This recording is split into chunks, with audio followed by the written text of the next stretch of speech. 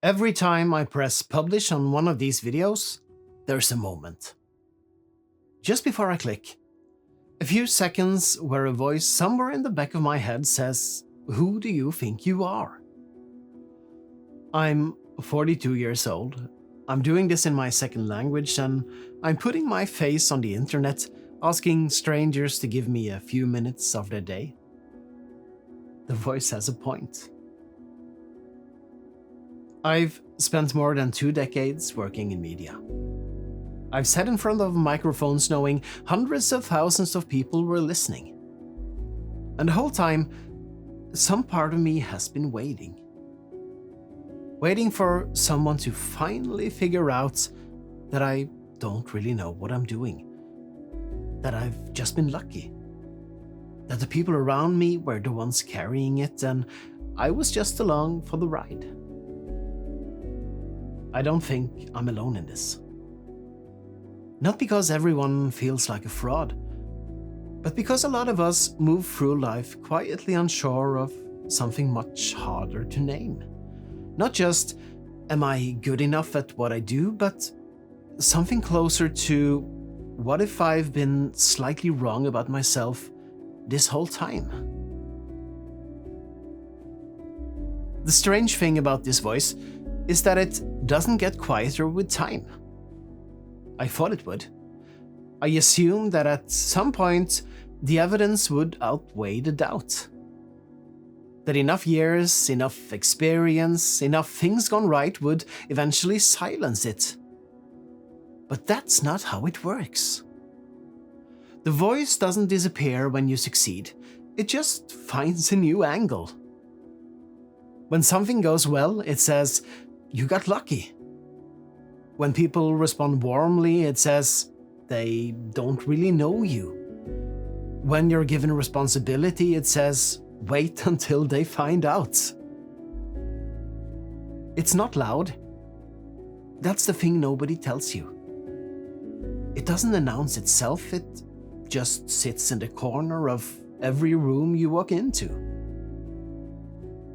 And for a long time, I thought the goal was to get rid of it. To reach some point of settled self-belief where the voice finally gave up and went home.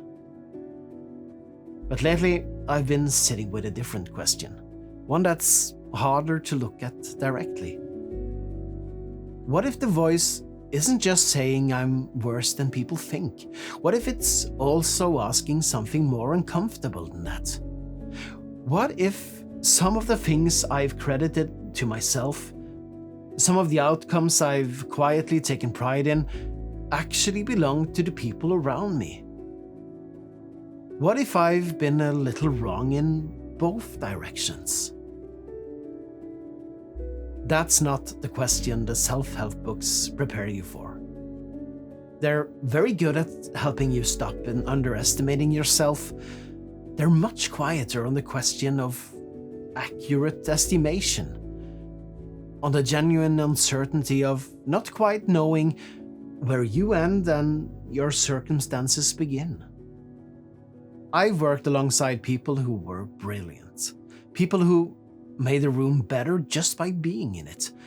And I've wondered more than once whether I was one of those people or whether I was someone who was fortunate enough to stand near them. I still don't know the answer. And I've stopped being sure that knowing is the point. There is a paradox I've been thinking about. When I was 25, I was more confident than what I am now. Not because I was better, probably because I was worse and didn't yet know enough to see it clearly. That kind of confidence is easy. It's made of ignorance dressed up as certainty. You move fast because you can't yet see how much there is to lose. You take up space because you haven't watched closely enough to know how quickly things can come apart. But then life shows you things. Not all at once, gradually. You see someone capable fall and not recover. You watch something solid dissolve. I remember the first time I felt the specific weight of a mistake that couldn't be undone. Something shifted after that. You start to see your own fragility more clearly. Not as an abstract possibility, but as something real, something that applies to you specifically. The distance between where you are and where you could fall is no longer theoretical. And so the doubt deepens. Not because you've gotten worse, but because you've gotten better at seeing, at knowing what failure actually looks like, at recognizing it as something you are capable of. Nobody tells you this is part of growing up, that wisdom and confidence don't arrive together, that the more carefully you look at yourself, the less certain you might feel, that the price of seeing clearly is sometimes the loss of the easy faith you used to move through the world with. I'm not sure that's a tragedy, but I think it deserves to be named. After all these years of watching people work, the ones who seem completely certain about themselves, certain about their own quality, their own judgment, their own rightness, they're not the ones I trust most. There's something in that settled confidence that stops looking, that stops checking, that assumes the gap between self-image and reality has already been closed. The people I trust most are still a little unsure, still asking, still holding their own work up to the light and wondering if they've seen it clearly.